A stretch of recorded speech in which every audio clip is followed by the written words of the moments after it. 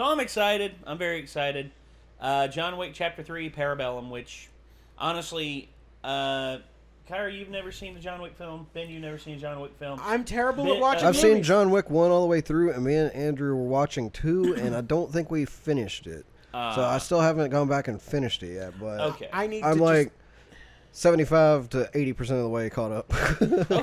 I'm just terrible at watching The first one's movies. badass as fuck, though. Oh, yeah, first one and second one are both I mean, really the second good. one was badass from what I saw, too. So, Oh, yeah. Yeah, see, they're like, both really good. I've heard nothing but good things, which is weird considering that I think Keanu Reeves is kind of hacky sometimes. No, like, just the direction and the shots and the choreography and everything about them it breaks away in a way that you wouldn't expect it to from classic action films, and it gives you something that you're like, this is like it's like it all feels innovative, like and innovative, or however the fuck you pronounce it. Anyways, like it's real fucking cool, and it like makes you feel like you're either standing there watching this happen on the side of the street go down, or that you're playing.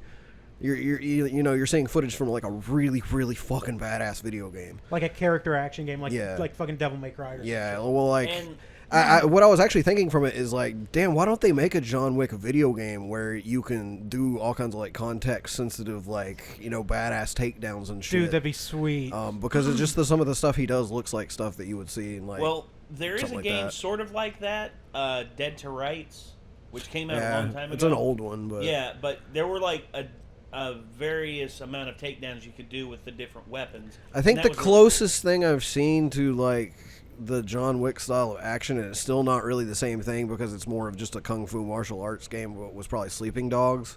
Just because like there was a lot of stylish stuff and there were also guns, but there's really nothing game wise that I think is quite as stylish, like honestly, that is actually like not.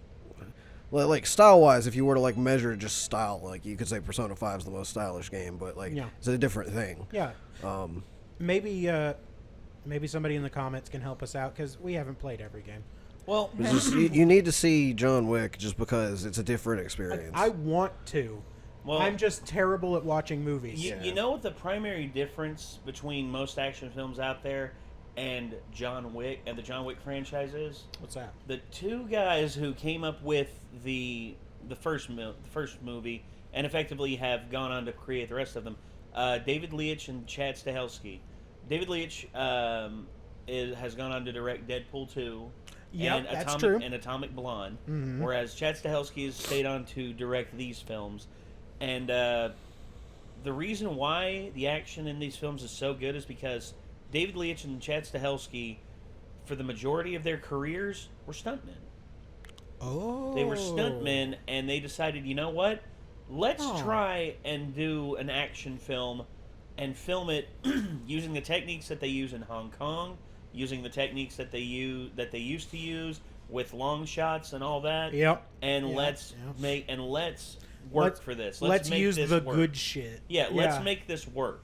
And holy hell, did it knock it out? Because me, when I saw the trailer for John Wick, I'm just like, oh god, here we go with another same-ass, lame-ass revenge flick. Yeah. That's actually why I put off watching it for so long. It's just because like everybody would keep telling me, dude, John Wick's badass as fuck.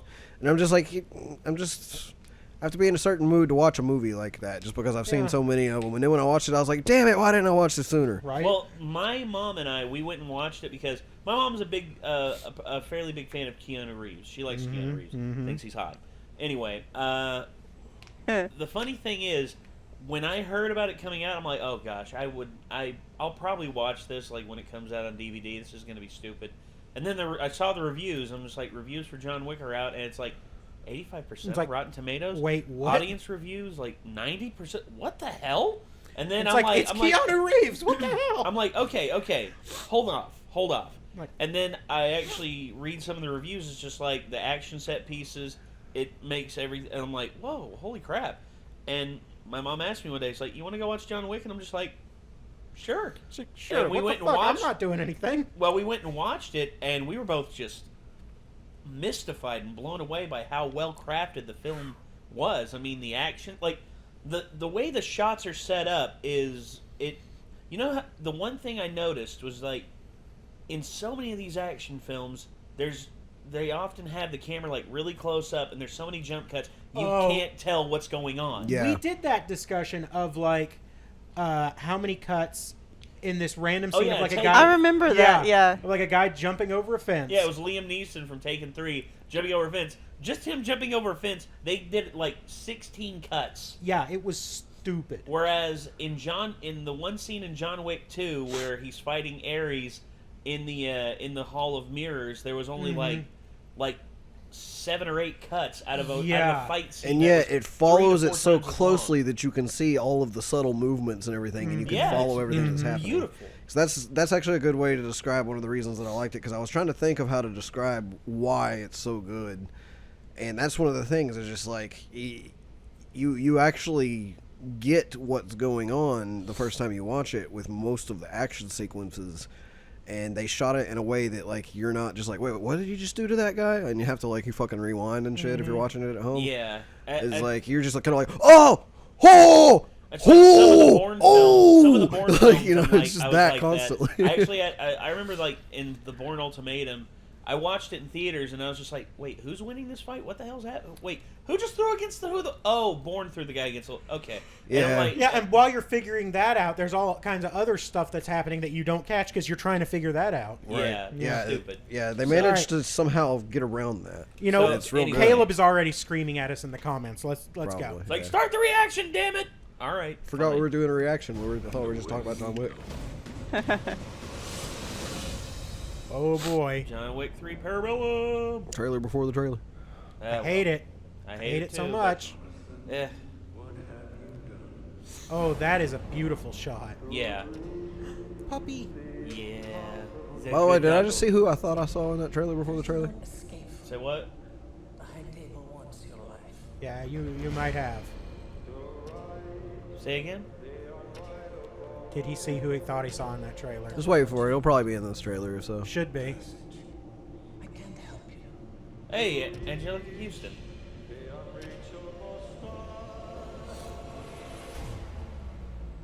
Do you expect him to make it out? A $14 million bounty on his head.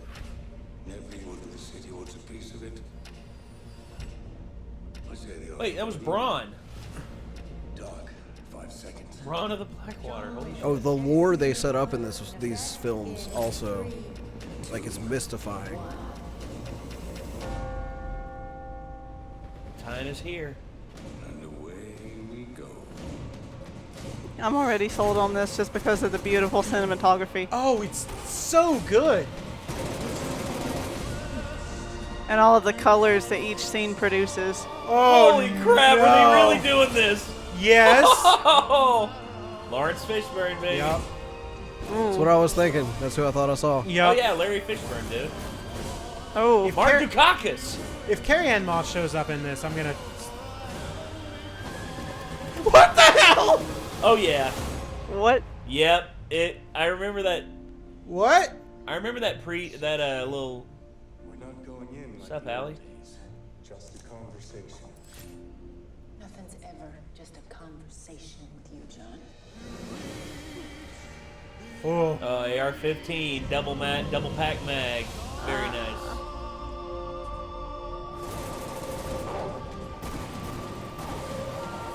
Good puppies. Yes. Okay. Can we watch the John Wick movies now? Yes. So the funny thing about the John Wick movies I've always meant to. It's just I'm terrible at watching movies. So the first film got really good rave reviews, and I was expecting the second one to actually taper off, but no. In the second one, the reviews were actually saying it was just as good, if not better. Mm-hmm. And for this, everything I'm seeing in this, it's more of the escalation that I'm expecting from the John Wick franchise, because they keep finding these awesome new ways to do these shots and to tell the story with just the shots without actually doing any dialogue. Because that's one thing I've noticed about Keanu Reeves. Whenever he does his dialogue and he like talks for too long, you sort of don't take him very seriously. Yeah. Because eventually, when you hear him talk for so long, eventually you're just going to hear him go, no way. Yeah. From Bill and Ted. That's what I'm expecting. But because his speaking parts are he's kind of a man of few short. words, and he should be a man of few words. He's very scary. Well, he's effectively and the dialogue from the other characters. Baba Yaga. Yeah, honestly, the dialogue from the other characters does such a great job of establishing like his lore that he doesn't need to say that much because you already just have this like bigger than life picture painted in your head by the way everybody else talks about it. In the first film alone, when Michael Nyqvist gave the description, it's like that fucking nobody is John Wick. Yeah. You killed his dog and you did all this, and you didn't kill him. What do you think he's going to do now? And it's just like. Yeah, it's just like all the hype is there, and Keanu Reeves doesn't even have to say a friggin' word. Yeah, that's beautiful. Love it. That's the thing is like there's this whole like tense as fuck thing after what happens like in the first movie where they're just he comes back and he's like wait, you did what? And he's like, you did what? And he's like. He basically walks up and just punches him in the face, and then he doesn't tell him. He doesn't explain exactly why he just did that. But he's getting on the phone and he's like, "Can you do anything?" And then he gets on the phone with John Wick and he's like, "Yeah, we need to talk. This has been a mistake. How can I fix this? How can I make this right?" And it's just click. He's like, "You're pretty much fucked. Good luck." Yep. It's just like, you realize things ain't gonna go your way. I mean, okay, stealing his car. All right, I can give you the car back. That's when you killed his dog. Mm-hmm. Well, everybody always hears killed his dog too, but there's even more behind why there is. There's a lot more to it. That is even worse than just that's even worse than someone like killing a dog because there's more sentimental value to the dog than just his buddy and his companion, too. Yeah. So it's real like understandable why he's just like, all right, fuck y'all entirely. like I'm going to kill. All of yeah. I mean, to be fair, it's a better reason than your typical "Where's my wife?" Yeah. So you don't have your main character being a Steve. Well, yeah. Your middle-aged white guy on a rampage because somebody took his ex. And it's like typically his wife. It's even less goofy than there's like I don't know who this is, but I'm gonna find you. I have a specific set of skills. That one, that was still kind of badass, but at the same time, it's so memeable. Oh yeah. The problem with Taken is that Louis Leterrier, he is a good director when it comes to setting some stuff up. Oh no, it was Luc Besson. Sorry. French director. Am I right? Oh no! Yeah, Luc Besson. No, not Luc Besson. Yeah, Luc Besson directed the first Taken movie, and that explains so much. Yeah, and some of the stuff set up really well, but at the end, watching it multiple times, you realize more and more of the problems. And to me, the action in those films seems very generic, and it suffers. And it's been ever since I've watched the John Wick films. Like I've gone back and I've watched the Taken films, and I'm just like, the action in this is not very well done. Like half the time you can't even tell what the hell's going on, and there's so many jump cuts, that it actually is exhausting to watch the film sometimes because of how that's the thing with action movies is if they're shot where it's hard to tell what's going on, you're losing most of the point of your movie. Yeah. Because you're not there to tell a profound story usually in an action movie. Yeah. You're there to show some people getting fucked up and some awesome ass shit going down. And I don't. And if you've not caught that well enough on film for people to be able to grasp on the first viewing of what they saw, then like what are you doing? And on top of that, I don't know if this is just me, if this is the unpopular opinion, but sometimes you get action movies and they're going too fast for their own good. Yeah. Like it's just like, wait, what just happened? I had to blink. And now 4 people are dead. Mm-hmm. I don't know what just happened. I don't know if that's just me. Is that just me? Or? No, I get that. That's true. There's some parts that could stand to be slow mode in action movies. It's like the art. It was the in Kingsman. Oh yeah. The fight scene in the church. Well, that's meant to be pure chaos. Like, yeah. I fucking love that scene though. See, I have tried to watch that scene multiple times, and it makes me sick. Well, Like, I can't watch it. Well, the camera actions that they take in that, the single shot where there's no cuts in that. Yeah, now it is a bit. It can be a bit much. Well, there's two action movies that I've seen in the past like 5 years that I've just been like badass as fuck, 10 out of 10. That's John Wick and that's Kingsman. So, and like Kingsman's the other example I would give of like fucking amazingly shot action. The second film didn't capture the same magic as the first one in my opinion, which is unfortunate. Well, I didn't even watch the second one because I heard it wasn't as good. It isn't. It's decent, but by comparison, by and large, it's just like A, you don't have Samuel L. Jackson as a villain. B, you have this ridiculous like bullshit subplot where like all of a sudden, oh, we can heal headshot injuries.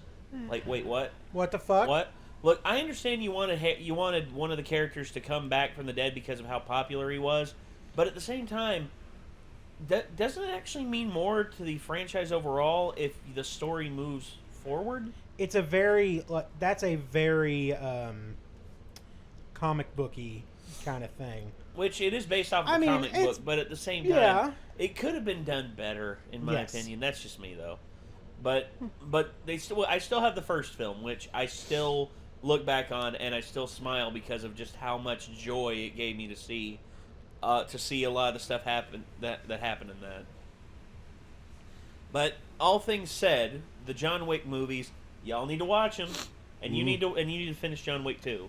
Yeah, because there's some shit that happens at the end of John Wick 2 that explains everything that's going on in this. If I hang out with Andrew tonight, I might be like, yo, they showed a trailer for. They have a trailer for John Wick 3. We need to go and finish 2, man. Yeah. So. Just rewatch the entirety of 2 tonight, probably. I don't know. We might restart it. Like Andrew doesn't like to restart stuff, but like I'm on the kind of ADD that's like, yeah, we should restart so that I remember what was happening. You know? Yeah. Yeah. Well, all right. Anyway, that's why I restart video games when I haven't played them in like 6 months. All right. Well, ladies and gentlemen, this was John Wick Chapter 3 Parabellum movie trailer. With Keanu Reeves and Halle Berry, which I can't wait to see how her character fits into this. And so Lawrence Fishburne.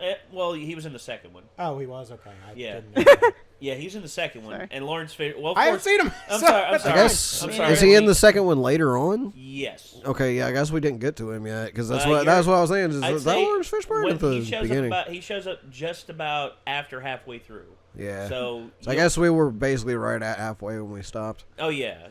So he's probably about to show up. Yeah, so, his character is very important, and his character has a part to play in the third one because from everything they set up in the second one, which is why definitely I'd recommend finishing the second one. So, all right, ladies and gentlemen, if you all are excited for this, let us know in the comments down below.